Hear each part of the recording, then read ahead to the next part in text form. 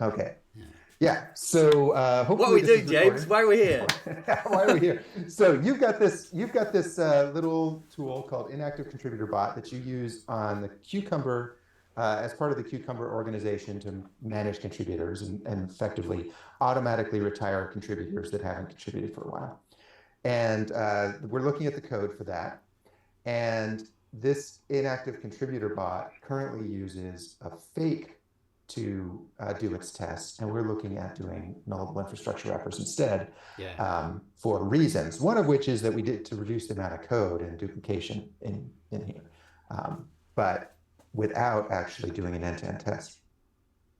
Okay, so if you look at the move inactive users feature, which of course, as you know, is your Cucumber examples for how this thing is supposed to work. Um, and there's two things to know about nullable infrastructure wrappers.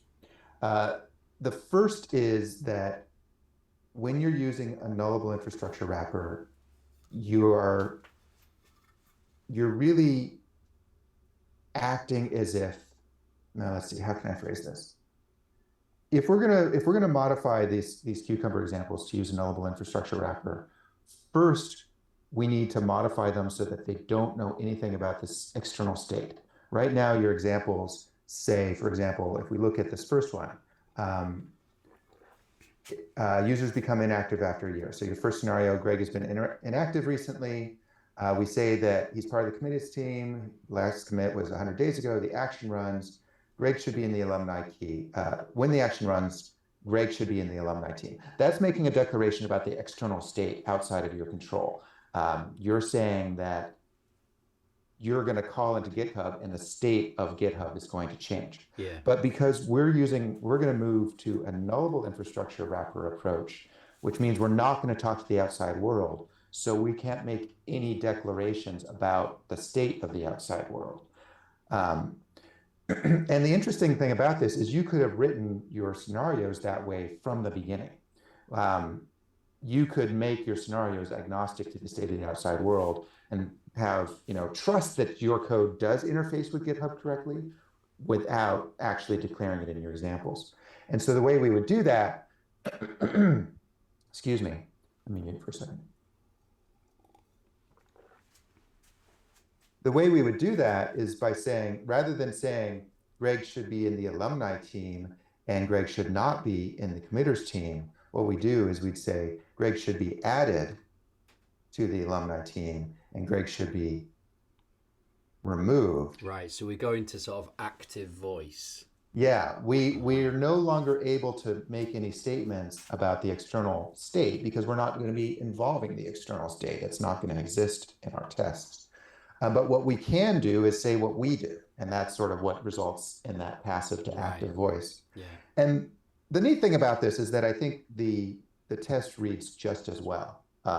It's still possible for somebody to read this and understand what's going on and see how, understand how this is working. Now, we could write our nullable infrastructure to use a fake style where we sort of simulate the outside world, which is what you're doing now.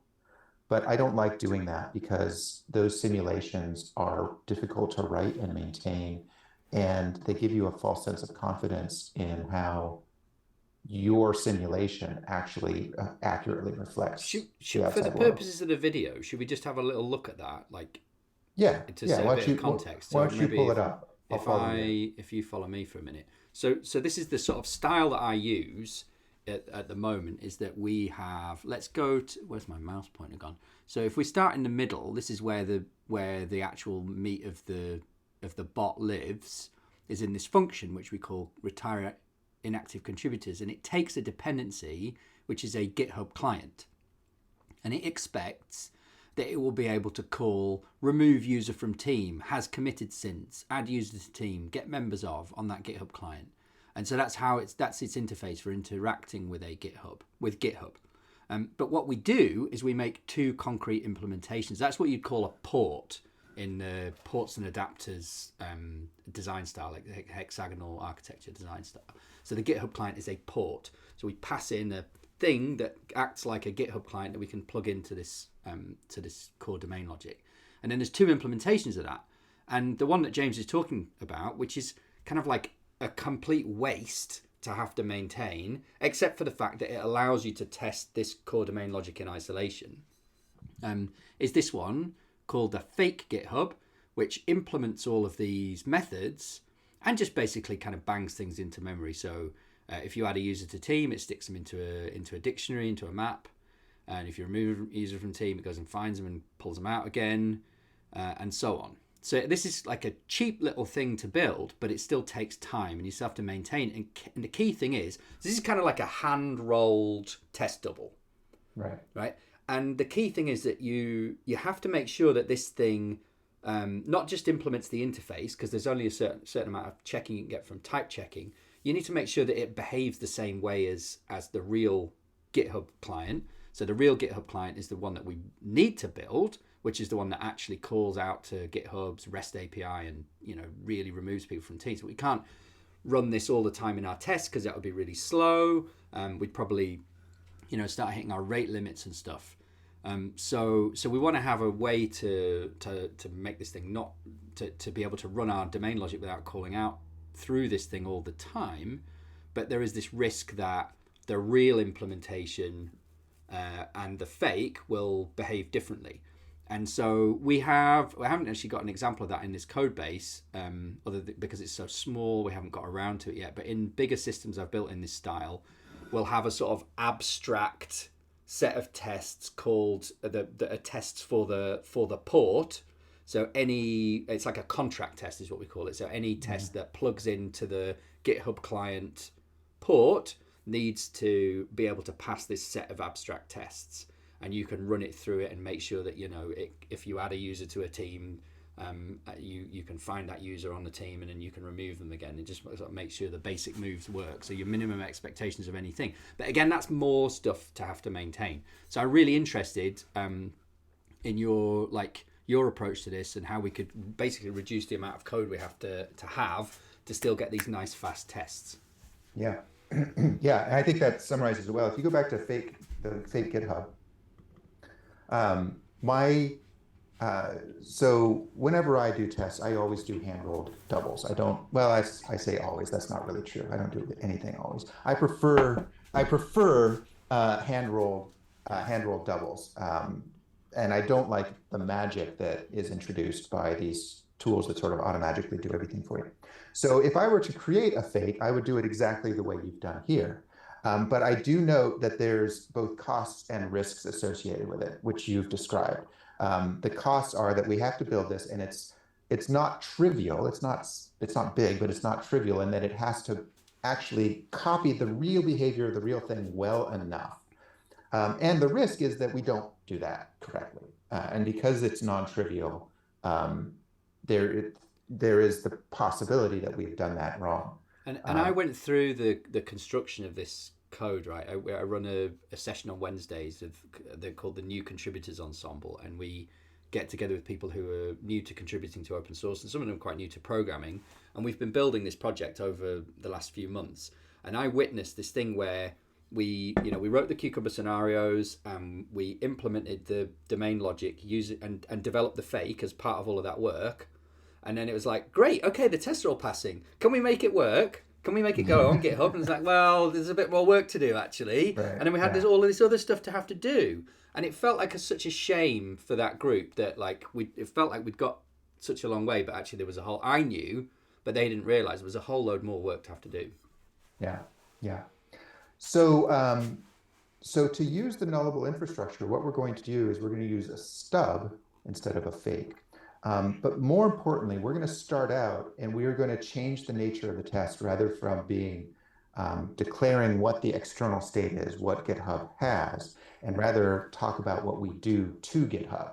And then we are going to assume that we've written if you go to OctoKit GitHub and OctoKit GitHub test, we're going to assume that has been written correctly and is tested well enough that if we say that we did something to GitHub, that thing is actually true. Okay. Now, as I said, there's two parts to this. One is just writing our tests, including our cucumber scenarios, so that they use GitHub and make declarations about what we did.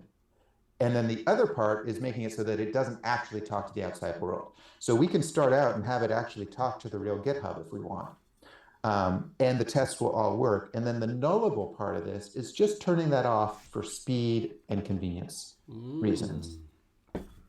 Okay, interesting. So if we can we modify our scenarios so that it really does talk to GitHub? Or is that safe? Oh yeah, I should think so. It's always a problem when you're talking to the outside world, because the outside world gets kind of pissy when you run automated tests every couple of minutes. Yeah, well, let's see what happens. So let's get it so it's running. I think it's npm run test : acceptance, and that should just run there. Npm run test acceptance should just run the and now we've got these like missing step warnings because right. So let's go back to the feature. And let's turn that back. Let's undo what I did because no, I don't mind this. I think this is. Well, I want to see it work before we start making changes. Oh, okay. Yeah, it did work a minute ago. I think I'm gonna have to just manually change that. Can you remember what it said? Should be. I might be able to undo. Yeah. Yeah. Great. Okay, go ahead and try that. Saved it.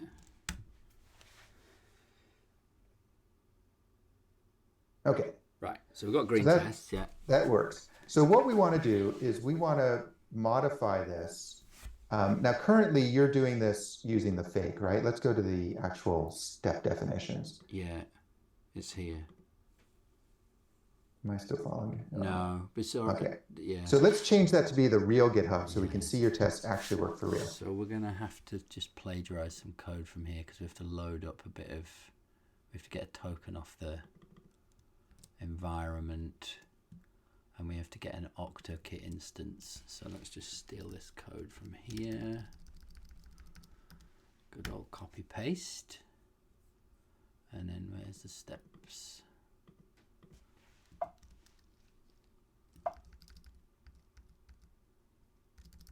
And then we should be able to just set that equals. I could probably inline that if I knew what the shortcut was in IntelliJ. It's Command Option N. Ooh, let's try that. Command Option N. Inline all references and remove the constant. Yeah. Beautiful. Yes. Now I'm happy to be in IntelliJ. The refactoring support in VS Code is so loose. There's all these different plugins, different levels of maturity. Oh yeah, yeah. Messy. Okay, can you run the test for me again? Yeah. So actually, it's not going to compile. It shouldn't compile because this thing isn't a fake GitHub, and we've said here it should be a fake GitHub because the fake GitHub extends the GitHub API with having these extra things you can do to it to do assertions like find out what its state is. Got it. So let's make that. State. Let's either make that the interface or a real GitHub. Let's just collapse it to that one for now. And I think you'll have to import that one. Yeah. What's the key press to get? Option Enter should give you the quick. Oh, is it called GitHub Client? Is why. There we go. Is it like that now?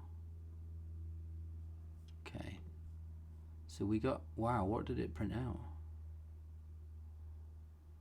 Oh, we got a HTTP not found, but I don't know why. Maybe if I run npm run build, I'm not sure if it's doing TypeScript compilation. There we go. That's giving us the compilation errors. So this is down here. Right. So this is like this is one of those methods that was on the fake GitHub where we could set up the state of the world beforehand, because part of the interface that the core domain logic expects through this port is to be able to query for state. Got it. So we need to know, has this user committed in this time frame? So this but of course we're going to not worry about the external state. So I think the easiest way to do this, let's go ahead and comment out all the scenarios, and we'll just go through them one at a time and switch them to the new. So should we just comment this code out for now, so it doesn't fail the compilation? Yeah, I think so. And maybe we can stick a to do on it.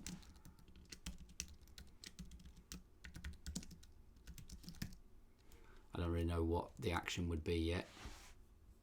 Do you have a better mnemonic? No, I mean, if it was me, what I would do is I would just start at the top of the scenarios. I would comment them all out. I'd comment out all the step definitions, and I'd uncomment the first one and move it to, I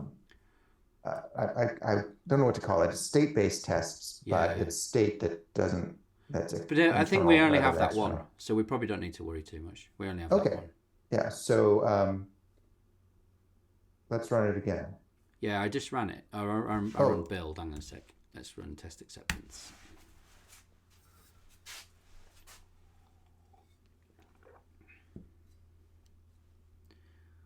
Yeah, so we've had a 404 not found, trying to fetch the members of the team from the sort of hard-coded org that's built in somewhere into the stuff. Right, okay, so well, let's go ahead and comment that scenario out for now, just to get things working again. Or you want to go right at the whole scenario? We could comment out I guess it's happening on the line.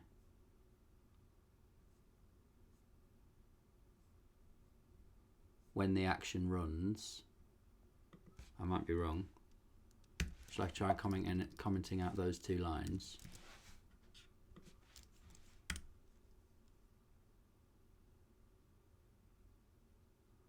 Nope. Well, let's see which. Oh yeah, so it's now where it's asserting that so and so is in the so and so team, and the teams don't exist. So we have to comment out those lines as well. Okay. Which are the lines we're going to change anyway, right? Yes, I believe so. So let's run that again. Great. No. Kind of great. We must have an asynchronous. Oh, interesting. Yeah, I mean, that's the nature of talking to the outside world, right? Is well, we're probably not awaiting in the step because. Right, and see, now that's the kind of behavior difference I'm talking about between your fake and your real code, and it's the kind of subtle behavior difference that bites you, because your fake is probably not written to insert any delays. See, look, we're not awaiting here. Yeah. So if I do that, it'll probably fail inbound. But we never noticed that when we. Oops, I need to make it an async function. We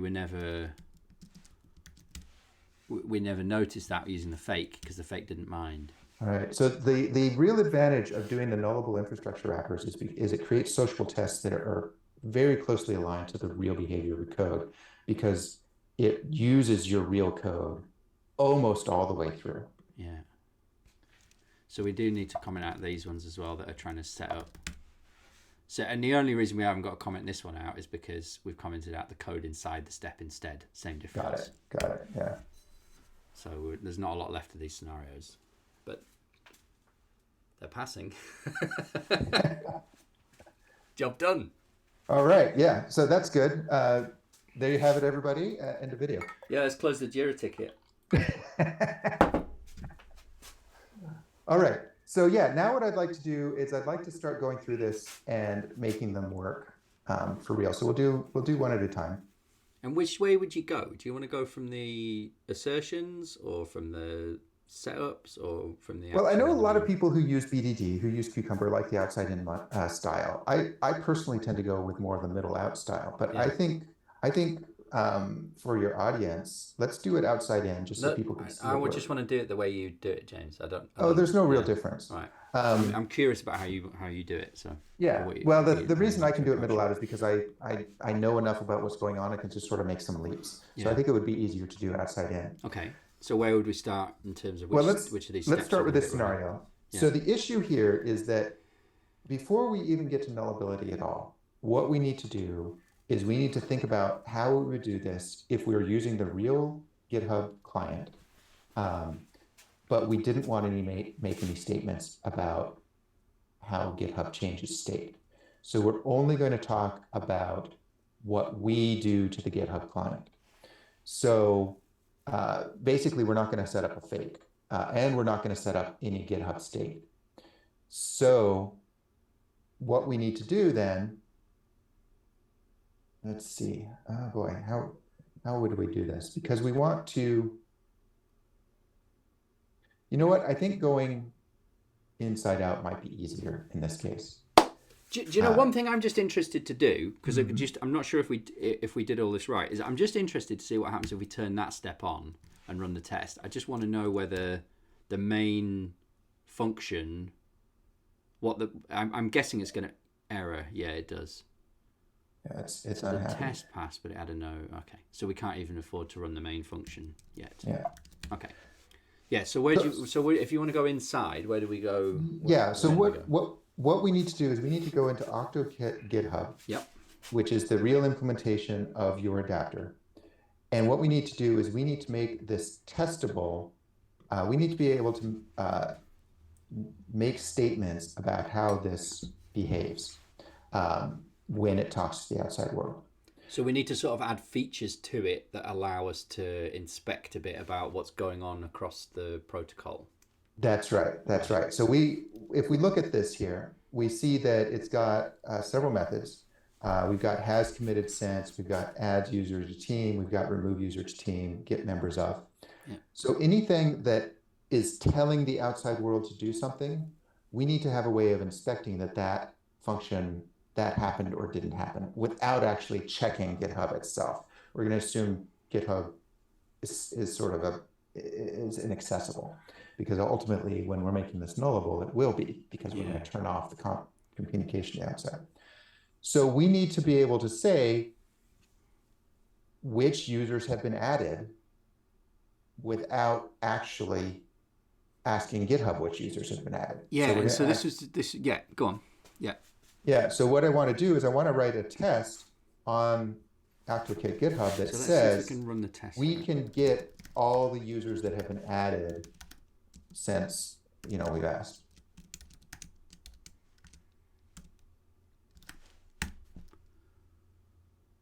Is that how we tell Mocha? Cannot find any files matching pattern AutoKit. Have I spelt something wrong? It seems to be running, actually. Yeah, it's run the test on the fake as well, but it's not the end of the world, is it? There's not. I think if you just type in AutoKit GitHub, it will run just your AutoKit GitHub tests. Do you mean in that -G bit? Yeah. Mm-hmm. I thought it was like a substring. I thought that would be enough. Oh, I think it was, but then that's why we got the fake as well, right? Oh no, it's still running fake. Yeah. See, it says cannot find any files matching AutoKit GitHub, which is weird to me, because unless I've spelt something. Anyway, I think we should ignore that, because we can run this and it'll run our test. It's not as beautiful as the thing you had in the exercise session where it was making noises and running automatically. I spend a lot of time on my builds. I like I like the fast feedback of a good build. Yeah. So yeah, we've got our AutoKit GitHub, and I think this is illustrating pretty nicely the flaws of talking to the real outside world, because it's taking 8 seconds to run 5 tests on the AutoKit GitHub. But if you go to AutoKit GitHub test, and actually, why don't you follow me for a bit? Yep. So I haven't seen this before, but we're talking about adding somebody to a team, removing somebody to a team, blah, blah, blah. Yeah, so let's look at adding somebody to a team. We're going to say it adds somebody to the team. And if you don't mind, I'm going to put in a little white space here. Mm-hmm. But I also want to say that it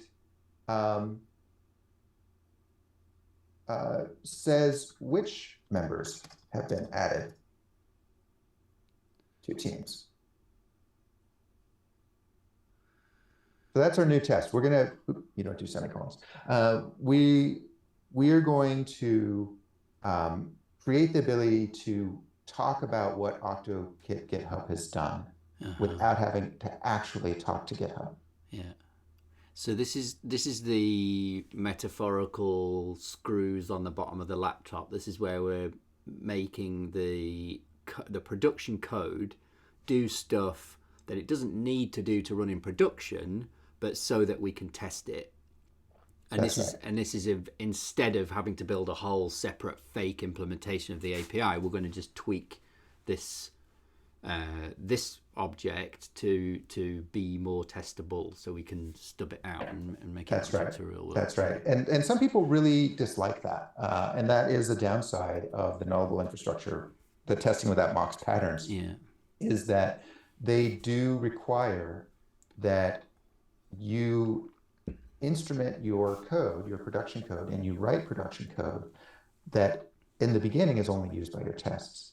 Now, what's interesting is that I find that this production code I'm writing does become useful for my production. Yeah, because it's sort of observability stuff, isn't it? It's observability stuff, yeah. Oh, here's an example. In my real world website that runs the code that runs jamesshore.com, when the system starts up, I want to do some cache warming. And so, it's a big body of code. There's a lot of stuff going on. So I want to warm the cache so that when somebody accesses it, they don't wait a second for everything to load in. So when the server starts, I've got just a line that runs right at the beginning.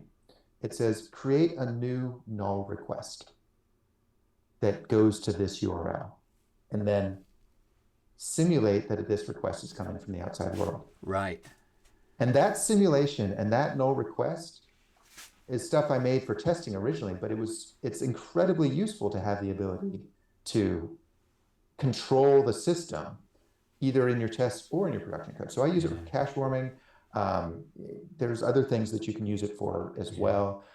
I've invariably found that not always, but often enough to be useful, that the things that you do to your code to make it more testable also make it better for production. And this is one of those examples. So what do we have to write in here then? So we're going to create an instance of the OctaKit GitHub class. Yes. So I've not seen this code before, so you'll have to stop me. I don't think you need to create an OctaKit, because OctaKit is well, it depends how deep we're going to put the nulls in. But OctaKit is GitHub's. This is where I got stuck when I tried to implement this. OctaKit is GitHub's library, right? Mm-hmm. They ship it, and the factory method is this get OctaKit, and so you get one of those, and then that's the sort of lowest level of infrastructure that we don't own, which we inject into our wrapper. So I'm just going to call call client, which I believe is already doing that for me. Yeah, it is. It's just making the client. Yeah.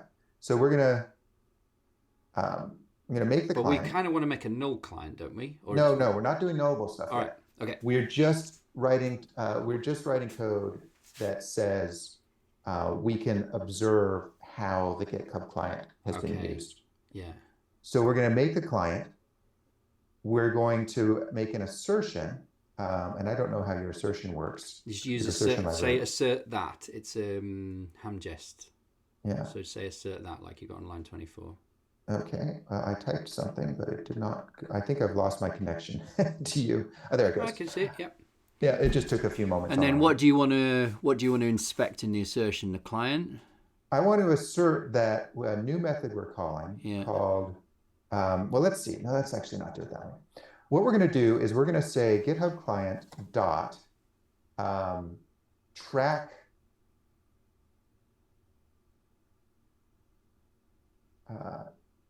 changes. Okay, so we're going to sort of activate the observability feature. Yeah, and we're gonna do that. Okay. And then we're going to assert that changes in the beginning is equal to nothing. Okay, so you need to say equal to and then an empty, because equal to builds a matcher.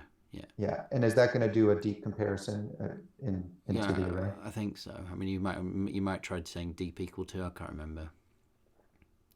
Yeah, let's do deep strict equal. Okay. So you're missing a closing paren, I think. A round bracket on the end. Yeah, sure am. Doesn't like it. Doesn't like it now. Expected 2 to 3 arguments, we got 1. What? So maybe it's deep strict equal not from hamjest. Yeah, deep strict equals come from assert. Just give me a sec. Let me find the appropriate. I think it might just be equal to. I think equal to might just do everything for us. All right, let's try that. Just find that. Okay. So we're going to assert that this does nothing. And I'm going to, of course, if I try to run this now, it's going to fail. So I'm going to make, Yeah, equal to is fine. Yeah. I'm going to make a new method down here. It's going to call track changes. And we're going to return nothing. And let's just make sure that that works.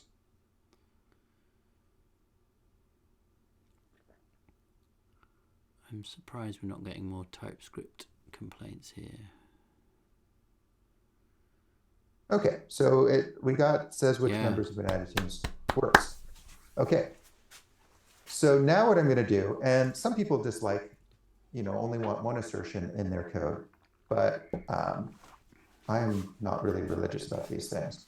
I'm going to tell the client, the GitHub client, that we do want to add somebody to the team. And how do we do that? Add user to team. See on line 23. Yeah, add user to team. You need to await it though, it's an async method. And the user is my user. And we'll pass in the team slug. Yeah, it's just hard coded up the top somewhere, is it? Got it. No, they wrote it in. You just hard code another slug as well because it doesn't matter. Just write my team. Yeah. Okay. And then we're going to assert that now that array is equal to something. And we get to decide what that something is. But I'm going to say that it's, oops. Yeah, I was just going to fix that for you. Oh, when you moved your cursor. Oh, no. Around. But that's okay. I can stop tracking you. Sorry. I just need, it's fine. I was tracking you. So if I stop tracking you, it should be fine. It's weird. We're tracking each other. Yeah. How did it not disappear into some infinite loop of madness? Well, who said to say that it didn't? So we're going to say that the action was, now this is just for observability. I'm defining this to be whatever we want. Okay. But I'm thinking that it would be nice to be able to look at sort of the sequential list of changes. So we could say track adds and track removes. But instead what I'm doing here is I'm going to just track all changes so we can see which order that they collectively come in. Do you see what I'm getting at? Yeah. You're thinking very JavaScripty here. Do you not want to define a type and say this is like a new add user to team action? Considering that we have limited time, no, I don't.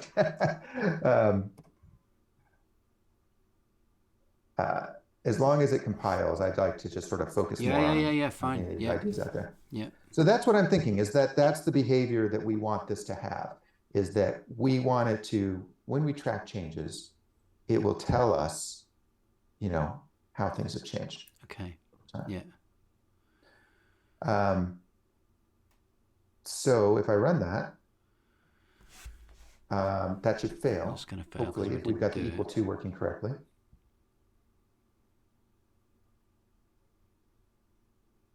So we should have a expected blah. Oh. Yeah. Interesting. Not found. Not found. Now that's not the error I was expecting. It's because the GitHub client is actually calling GitHub and trying to add my user to a team called my team, and neither. I mean, perhaps there is a user called my user registered with GitHub. I don't know. They're not a member of that org, and there certainly isn't a team at the moment called my team. So perhaps we should at least change to using the same, because there is a test fixture set up on this test org called test alumni. So I'm going to promote perfect the test slug up there, and I'm going to change this to be team slug. Let's see if that works.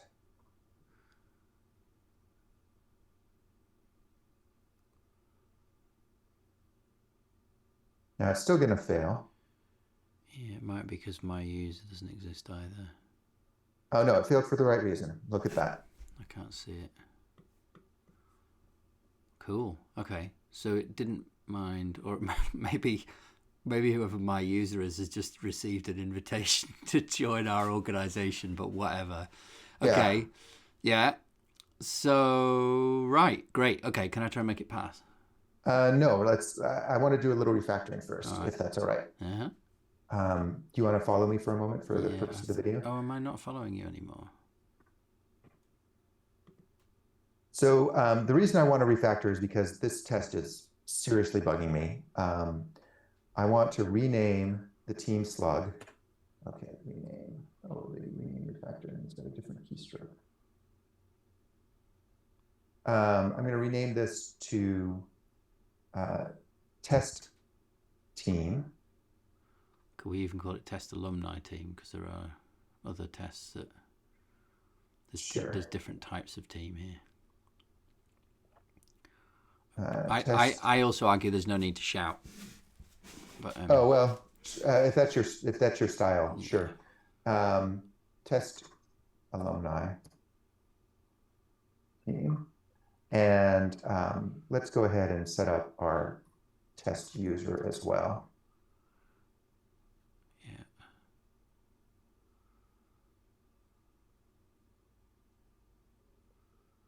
Okay, and that should still work. You just changed the other test, not our test. You know. That's right. And there's still a bit of, yeah. Okay, that's still working. Now I'll go and make this one. Do that. And let's see, do we have, yeah, we got it all over the place. So let's just do a find and replace on Lisp. It's Blaze P, as in Blaze Pabon. He is a member of the new contributors ensemble. Okay. We'll make him a test user, and I'm going to just go ahead and replace all of those. Oops, except for this one. E, and that should still work.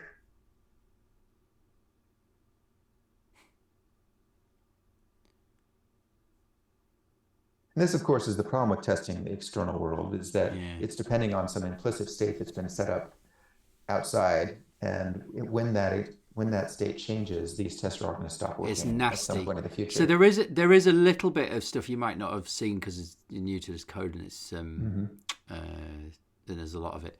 Is the test above that we're sort of plagiarizing also does a thing to sort of reset the state. So do you see that line 19, that loop? It goes through and clears out all of the existing members of that alumni team to make sure that there is space for Blaze P to be added.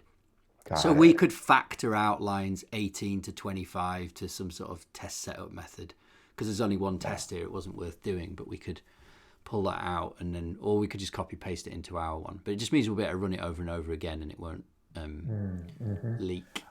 Yeah. Let's go ahead and do that. I mean, we don't have tons of time, and unfortunately, I have to stop pretty much at half past. Yeah. But let's go ahead. In fact, it makes me nervous that we're not, setting up the database correctly. So let's go ahead and refactor that out. Should I go ahead and do that? I would just copy paste it, honestly. Like for now, I think it'd be fine. If you want to pull it out into a function. Ahead. Is there a before each in this test tool? Yeah, this is Mocky. What's it called? Mocha. So yeah, you want it to be async probably.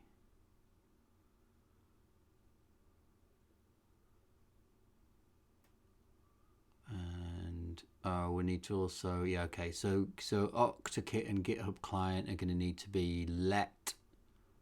Do you want me to drive for a minute because I know what to do? I think I got it. To let those so that you can see them in both places, right? Oh, right. Well, actually, I think once we've done that, we won't need OctaKit anymore because this is just the client. Right. And it doesn't matter that we're using the same OctaKit, right? So you can just use client there. You're sharp. Yeah. So you can use the two different instances, and it doesn't matter. Yeah. That's my thinking. Yeah. And I'm gonna just make sure that this is running.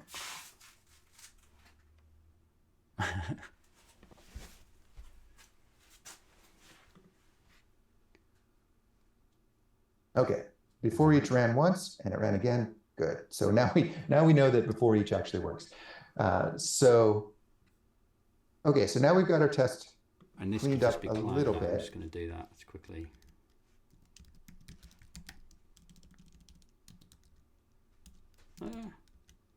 Oh yeah. Right. Yeah. Nice. Yeah. Yeah. Okay. So that should now fail in the correct way. And then you wanted to make this pass. Yeah, I'm itching. So we need to keep changes as a sort of field on the object, right? You Now gonna I follow me? have, because this is something that happens a lot, I have a module that I use to implement these track changes code. So I think I'd like to give you that module. Yeah. Does it have And TypeScript now types? is this Node.js code that we're running here? Yeah, but it is TypeScript. So Oh, that's fine. yeah. Because the reason I'm asking is because the code I have is Node.js, and it depends on event emitters, which is a feature of This is Node.js. like using Node 16, I think. 18. Yeah. Okay. So we've got a library we can add, have we? Or are you going to copy? Is it like an npm module or? It's sort of an npm module. I mean, it's not on GitHub or anything. I'm just gonna give you the file. Okay. But I have to find it. So one moment while I look that up. Okay, there it is. Output tracker.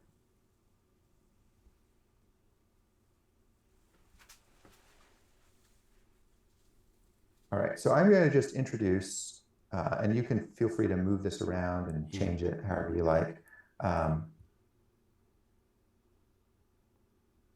Output tracker. Okay. So. Let's see. There you go. Licensed to you. And so what this does is just a way to track any sort of output. What you're going to do is you're going to, how does this work? It's been a while since I looked at it. Yeah. So it's got a tracker class that has got a factory on it that you can create it. Let's see. And there's an event.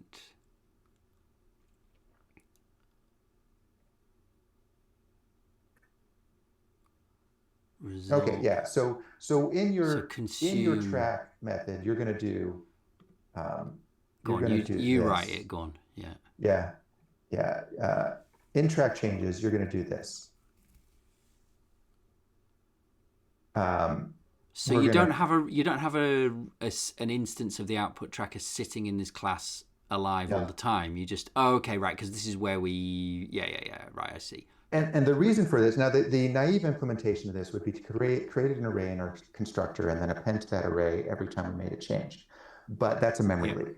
Yeah. So what we do is we use an event to signal when a change has happened, and then anybody who's tracking it will receive that event and via this output tracker. And this tracker is a thing that receives that event and then just logs it into an array. That's right. Yeah. So up here now again, I'm actually, I don't know TypeScript. So where are you? I'm up. So if you're tracking me, I'm in the OctoKit GitHub. Yeah. So we're going to need a new event emitter. Wait a sec. So we're in the constructor here. So would we take the emitter in as a constructor parameter, or do we just want it as a field? We just want it as a field. Okay, so you want to stick it up on line 4.5 then, rather than here, because this is there you go. You don't really need the underscore. You don't need the this. So you just say private read only, I suppose. Emitter, yep. And then we just need to import event emitter. Surely it knows where to find that, no? I believe that's correct. Yeah. So we'll make an event emitter. Right, and then now down here we can do this dot emitter. It's found that, but we need output tracker. Let's see, I can pull that in. Find more actions. Yeah. I'm just checking it's exporting. It looks all right. Well, you can just say export class tracker. You don't really need to do the module.exports. Yeah, this code was originally written for CommonJS, not ES6 but modules. Isn't it? So is it called output tracker or tracker? It's called output tracker, right? It's called output tracker. Because it has to have a consistent name in TypeScript for TypeScript to like it. So that should do it. Okay. How does it like it on the other side? It seems unhappy. Yeah, no, it's happy on line 60 with the output tracker class, but right event we need to what's right it's event? Unhappy on line 4 is the issue. All right. Could not find a declaration file for module./output tracker. Source output tracker explicitly doesn't in any type. Nah, you don't need the JS. Oh, okay. Let's change it to TS. Let's just bite the bullet. It won't be that hard. Yeah. You want to change it to follow your styling too, with a capital O and a capital T. Yeah, we can do that. Let me do this. So output tracker TS. And then what are you not liking now? It's happy with so it. You need to know what type these are. So emitter is going to be an event emitter. An event is a string. Sorry, I lost you. I'm here in the output tracker trying to tell it what type these different things are. That's correct, yeah.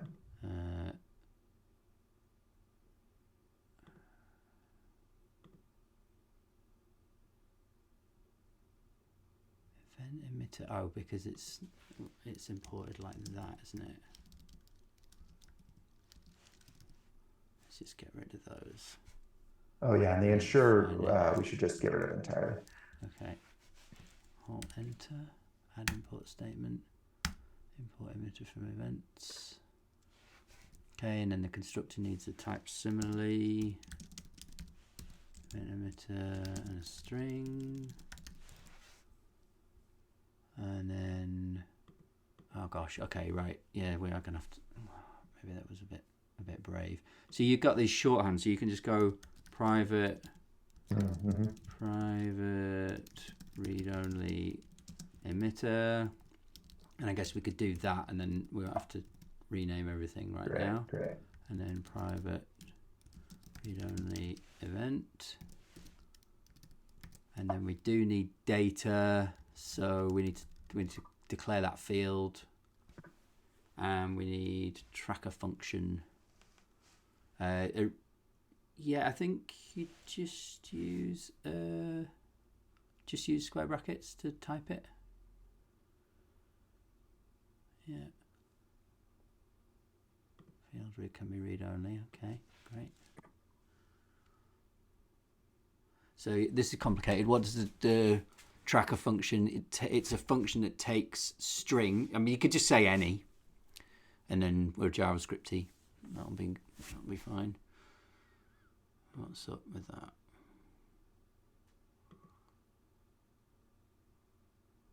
Yeah, it's kind of whinging about. Yeah, I could probably turn some of this stuff off. What's up there? Program type string. It's not assignable to parameters of type never. Why can't you call? Oh.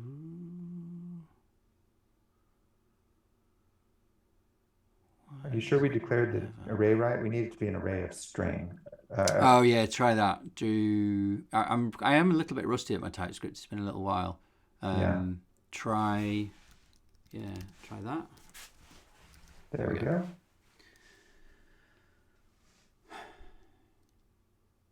So actually what tracker function is, just for my benefit, it's a function that takes a event name, which is a string, and turns it into a void. Is that right? Yep. Yeah. All right. I think we're out. We can come out a level. Phew. Okay. So yeah, that's the output tracker. It's a bit of a tricky thing, and I haven't looked at it for a while. So because I just use it, like I wrote it, Yeah. and now I use it over and over again. Yeah. So hopefully that's working. So if you go back to following me, Mm. we are in the OctoKit GitHub. I know you don't like your shouty constants. What do you do? Just like that? Yeah, it depends what kind of a thing it is, I suppose. Yeah. Or we could just hard code it here, right? Isn't this just No, we are going to use it elsewhere. okay. Um, Is this the name for the is this the name for the word that appears in the test as add? No, that's an action. no, Okay. no. This is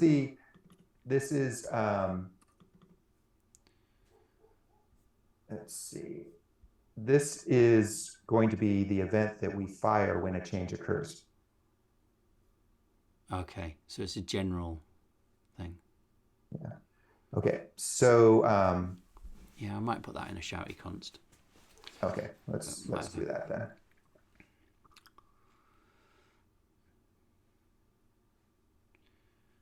So this should still fail in the same way. We've been doing a lot of, we're breaking the rules like crazy here. We've been doing a lot of refactoring and adding and stuff with breaking tests, but that's all right. This should still fail in the same way, in that now it should be working in that we're getting, oh no, we expected nothing. Right. So our test is failing here. Right here on this line, are you still following me? Yeah. Right here on this line. Okay. So when you first turn on track changes, that there's nothing in it, but actually it's got some sort of. Right. Well, it's returning the tracker object. Right. What we actually need to do is look at the data. And the reason this is an object is if we go back to output tracker, we can get the data, we can flush the data, we can consume everything and return to 0, and we can turn it back off. Because if we use this in production, and we never turn it off, it's a memory leak. But it turns out in the test, the only thing you're ever really going to use is data, and occasionally consume. Yeah. But so we just need to get the data out of it. Okay. And the data will be an empty array. So that should now pass on that line. And fail here because we're still not actually putting anything in it.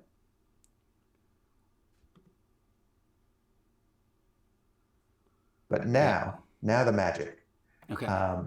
Up here in add user to team. Yeah.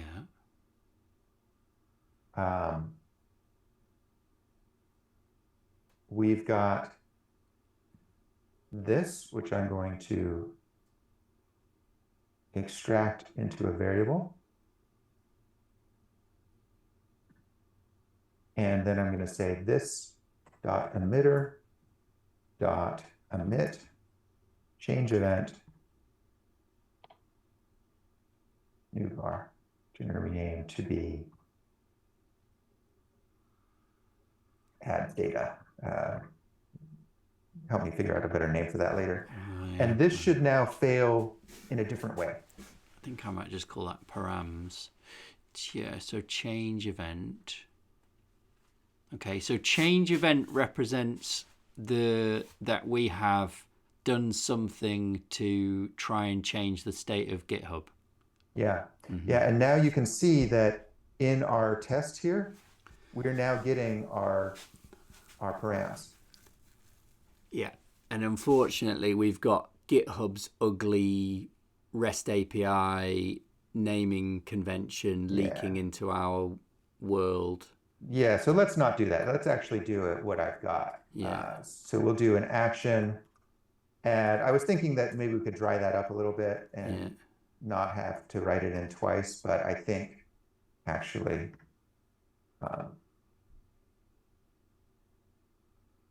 we're better off doing this. So I'll go ahead and inline that back in. And now user, yeah. So in fact, we could rename team to team, and then, like, if you did, it doesn't have yeah, actually, that should not be alumni team because this is a generic interface. It doesn't know anything about alumni. And then that becomes simpler. Okay. For me. And our test failed again, but that's just because we changed some of our constants around. So if I go back Yeah, to our because actually the test AutoKit, is wrong, isn't it? yeah, the test is wrong. The user should be our test user. Are you with me Yep, still? I am. Okay. And our test alumni team. And now I think this will pass. Yeah, I think it will too.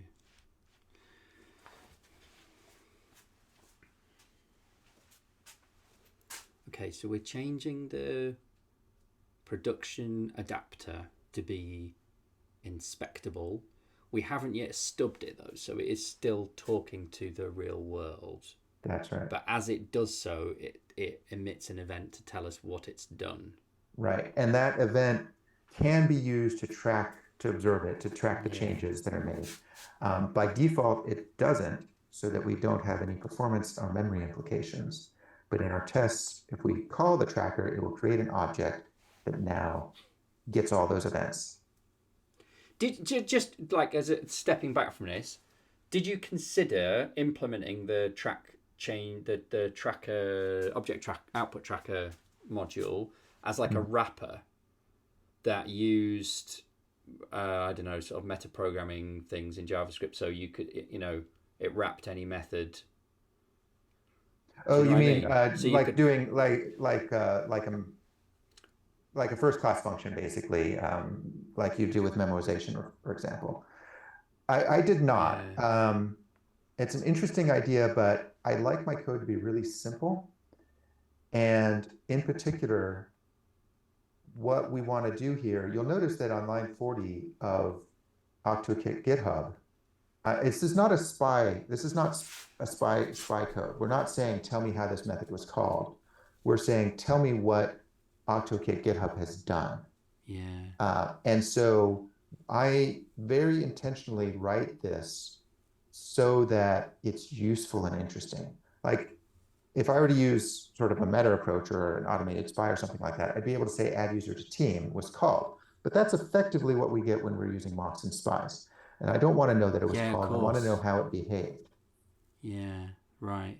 So this is allowing us to inspect the behavior. And the implication of that as well is that if you had some behavior in this adapter, you know, if there was an if statement in here where it branched off and said if the user's name starts with a capital letter, then do this. If it starts with a lowercase letter, do that. You could emit Exactly. two different events to say what Right. actually ended up happening. Or maybe we've got a short circuit that says if the team is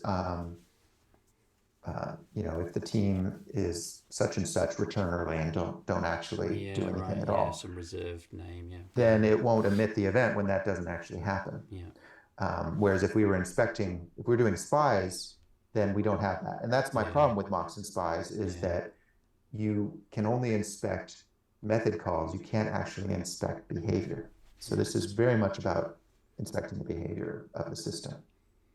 And what you've been doing up until now with the fakes and with the real, calling the real thing is you're inspecting the consequences of the behavior. Yeah. This is giving us the ability to inspect the behavior directly. But in a customized way, in a bespoke way, rather than relying on a generic spying library that would just tell us what we'd done through the outside. Well, I don't think a generic library can do anything with semantics. It can only do stuff with syntax, right? And what we're talking about here is semantics. We're talking about the actual behavior of the underlying. So we've got. I unfortunately do have a hard stop at 1:30. We've got about 20 minutes left. So what I suggest is that you implement the inspection of behavior of removing a user, and then we pause and rejoin and come back later and look at the rest of the nullable. Yeah, so we could do that for the next. I mean, I'm so curious to see how this sort of fits into the bigger picture, but like we haven't got time in 15 minutes to do that, have we? So we'd have to have another session. Is that what you mean? Yeah. I'd love to do that. It'd be great. I mean, the more depth we can explore this in, the better. So if I get a chance to try and do this. So right, so you're thinking, I want to make a commit actually. Okay, yeah, even though we've got broken code, broken tests. Do we have broken tests? Out -b. Oh, well, we've got commented out tests. Right. Our scenarios are all commented out, right? So Nullable Infrastructure Wrappers. Yes. Such a catchy name. That's me. I'm really good with names. First, so what did we do? Well, we did two things, start. and we probably shouldn't have. Um, I think I think we made a bunch of changes to the steps, the features, which we probably shouldn't have done, because then we broke them and we didn't fix them. Yeah. Uh, and then the other thing we did was we added OctoKit GitHub track changes, or the ability to track user additions in OctoKit GitHub. Which is like opening the door. Yeah.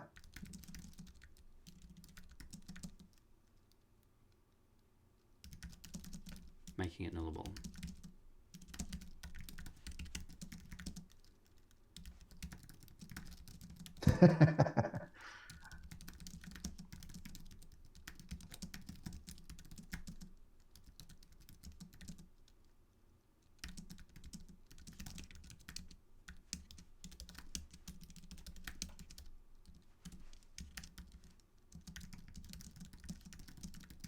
Okay. And I can even say co-authored by. Are you James Shaw?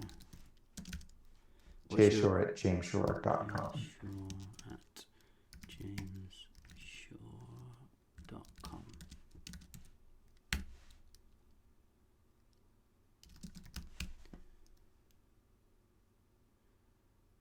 Okay. So yeah, let's go ahead and add the remove user behavior. So we would do something similar here with another test. And I guess the first thing we probably want is to refactor. Is there anything to refactor here? We've got the test contributors team. It adds a user to the team. It looks at the initial members and asserts that they're already in the team. So this is set up here. Yeah. Mm-hmm. Okay. And then we do that and we make sure that they're not in the team anymore. So it says, what does it say? It says when which members have been removed from a team. Yeah, or teams.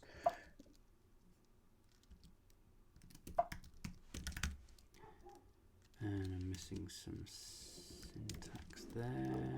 Is that all right now? Okay. So if I was to do this with my da-da-da setup, let's just ignore that for a minute. Let's get a client so it compiles. Let's get a team slug, all right. Well, I can move that up there, can't I? Have we got a team slug right up the top? We have the But this is a test alumni team, right? So this is the test contributor team. Contributor team. So what's the key press for rename? Control T is your generic refactor this. Shift F6. So did we call it? Can you remember what you called it? Was it test? Test contributor team, I think is what or contributors team. And then we could move that right up to sit next to that one.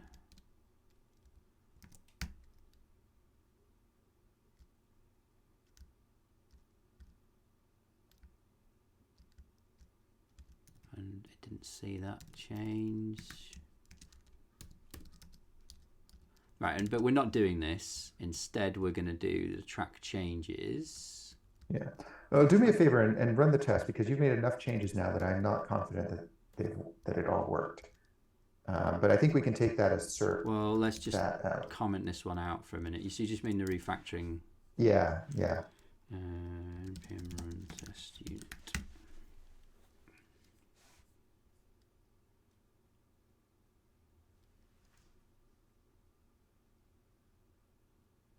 So slow. Yeah. Okay, so come back in here and bring this back to life.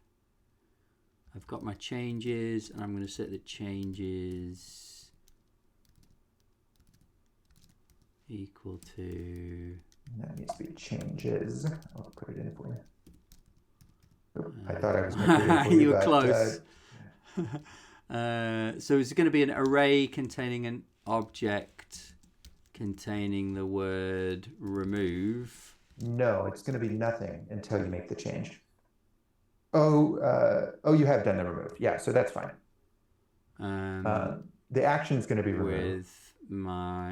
With user is test user and or did we just hang on a sec? Yeah, so it's an object with a key of action, a user, test user, and a team of test contributor team.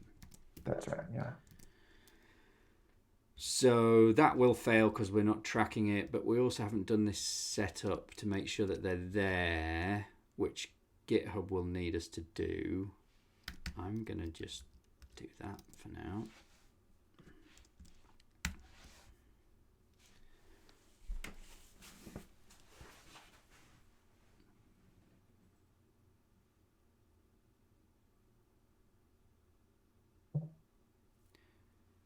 It's exciting. What's it going to do? So what I expect is that it just says that we haven't got the right object, and we haven't. Brilliant. Yeah. So that's now just a matter of going into the object, the method that we're looking at, which is remove user from team, and just adding a similar thing to emit an event. Yeah, and that's, I mean, what we sort of faffed about a bit with the output tracker and so forth, but once you've got it in, doing this behavior tracking, I like the way you called it observability. Doing this observability is actually very straightforward.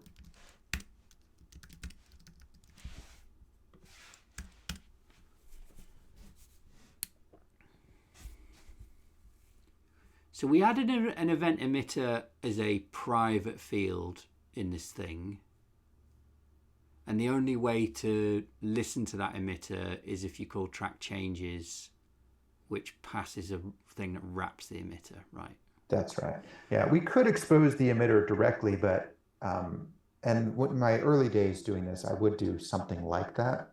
But people were using the emitter to do what I'm doing with track changes, and I was reproducing that code all over the place. So I refactored and made this output tracker to just provide the data directly. So it's not working.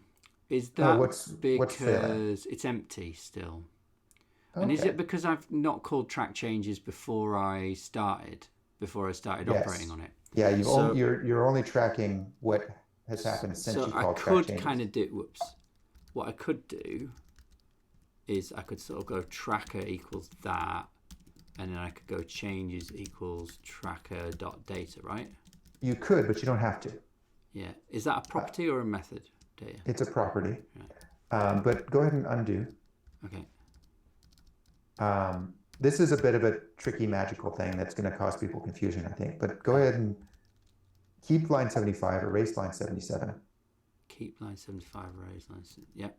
So that is going to work. And the reason it's going to work is track changes returns an object, and then you get the data on that. And that is a reference to an array that is modified. It's going to get mutated. Right. Yes. And because it's mutated in place, you only need to track it once. And then from that point forward, any change that's made will automatically appear. Got you. Which is very convenient from a test perspective. But yeah. It's always exciting to deal with mutable state as well. It is. It makes life a bit more exciting. It's very counterintuitive. Like we think, oh, data is just this array that we're getting back. No, it's a reference to a chunk of memory that represents the array. And when that chunk of memory changes, the variable still points to the changes. Hey, I did it. Yeah. Air high five.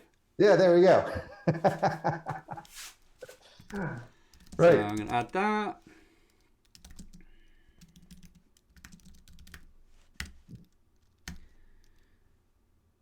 Oh, it's annoying how it doesn't remember.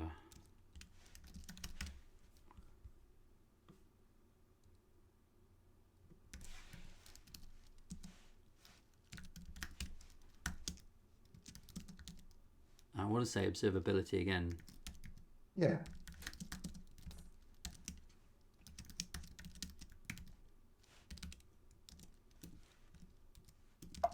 Nice. Oops. So now, if you don't mind following me for a moment. I don't mind at all. So if we go over to OctoKit GitHub and we look at this, we see that it's got has committed sense, which gets information about external state. We've got add user to team, which changes external state. We've got remove user from team, which changes external state. We've got get members of, which gives us information from external state.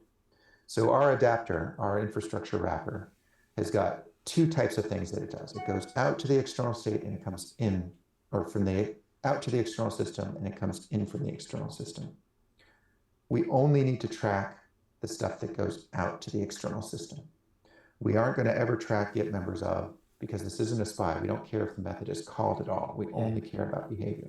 Yeah. So this is actually a great place to stop because we've implemented half of the behavior we need on OctoKit GitHub. And to sort of do like a preview for what we're going to do next time, like for my benefit as much as anything else, the missing piece of this is we had to comment out that given step that said given Greg has committed, as the date of Greg's last commit was 3 weeks ago or whatever it said.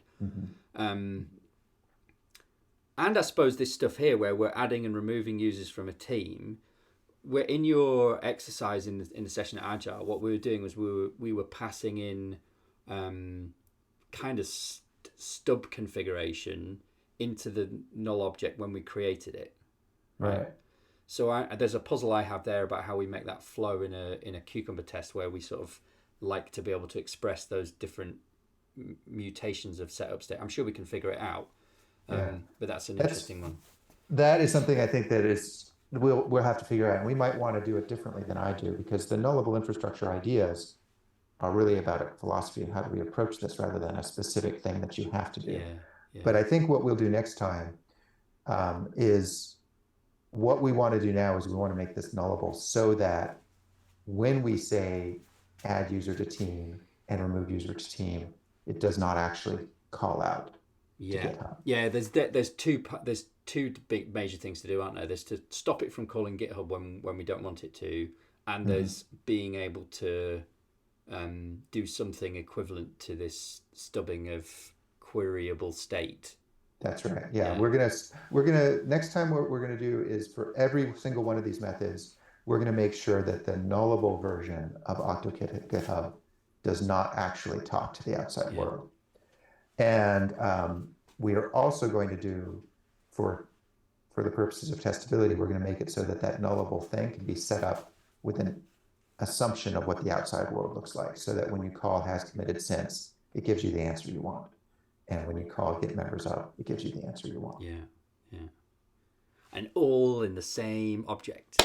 Right. We can get rid of all the other ones. I can't wait to see it. And it's actually not going to be a lot of code. You see how this track changes and the emitting is not a big change. And mostly we're using your existing code and we're using all the existing behavior. So we don't have that duplication problem we have with Cake GitHub. It works the same as the real code. That's what we're going to see next time as well. All right, you've got a hard stop, so we better stop so you get a teeny weeny little 3-minute break. Yeah, well, it's not that hard of a stop, but let's go ahead and stop the video here, and hopefully we'll have another video soon. So if this goes out on the